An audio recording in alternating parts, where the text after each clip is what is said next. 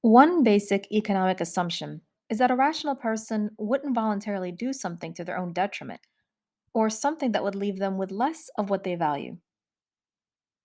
For instance, you wouldn't willingly pay $2 for a bag of chips if you didn't believe that you're better off with them than you are with that $2 in that moment in time. At some point, you made a decision that the positives of having chips outweighed the negatives of giving up the $2, especially since hot fries are so delicious. This is the basic idea behind the cost benefit analysis. Today, we'll define cost, benefit, the cost benefit analysis, and marginal costs and benefits. We'll also explain how the cost benefit analysis is used in decision making. Let's get started. Do you ever compare costs and benefits when making a decision? A cost is something good you have to give up or something bad you have to accept. In that hot fries example, your cost would be the $2 you gave up and the opportunity to do something else with it, like add it to your savings for the week. A benefit is something good you can get or something bad you can avoid. In this case, you're getting a tasty snack and alleviating your hunger. The goal is to maximize benefits and minimize costs. This decision making process is called the cost benefit analysis.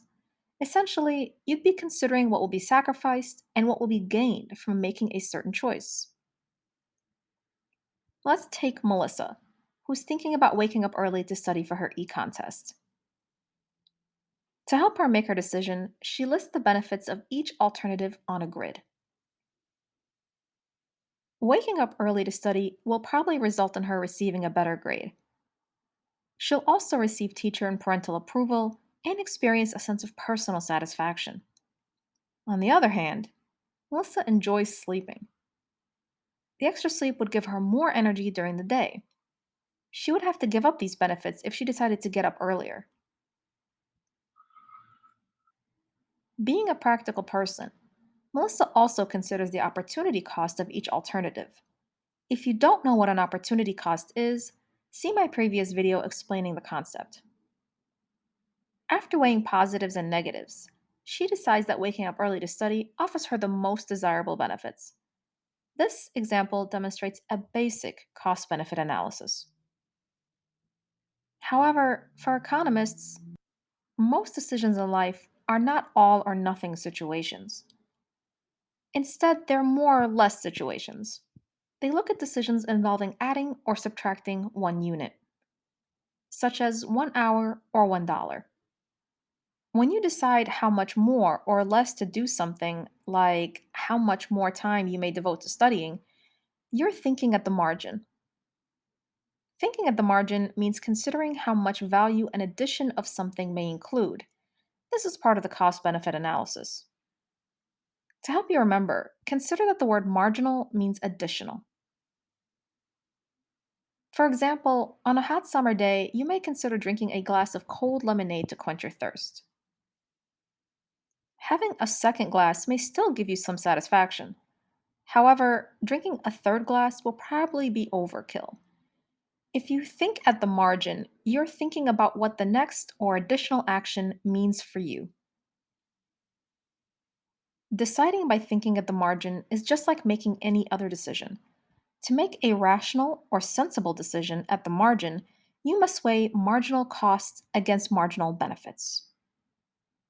The marginal cost is the extra cost of adding one unit, whether it be sleeping 1 extra hour or building one extra house.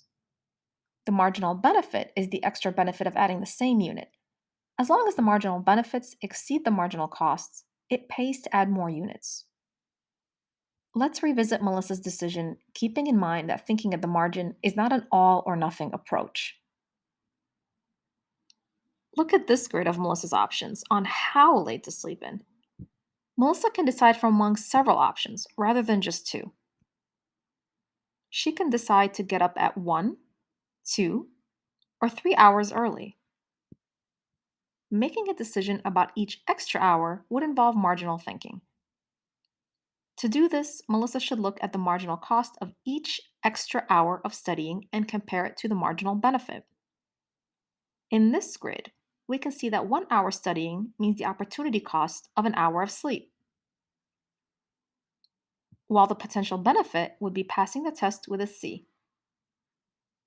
2 hours of studying means losing 2 hours of sleep and perhaps getting a B. When Melissa gives up 3 hours of sleep, however, the probable benefit only rises slightly to the grade of B. Melissa concludes that the marginal cost of losing 3 hours of sleep is no longer worth the marginal benefit because her grade will only improve slightly. Based on her marginal cost benefit analysis, she decides to wake up 2 hours early to study. The cost benefit analysis doesn't just apply to individuals, but to businesses and governments as well. Employers think at the margin when they decide how many extra workers to hire. Legislators think at the margin when deciding how much to increase spending on a government function. How will thinking at the margin help you make your next economic decision? Let me know in the comments below. This is Ms. Zora. Thank you for learning with me today.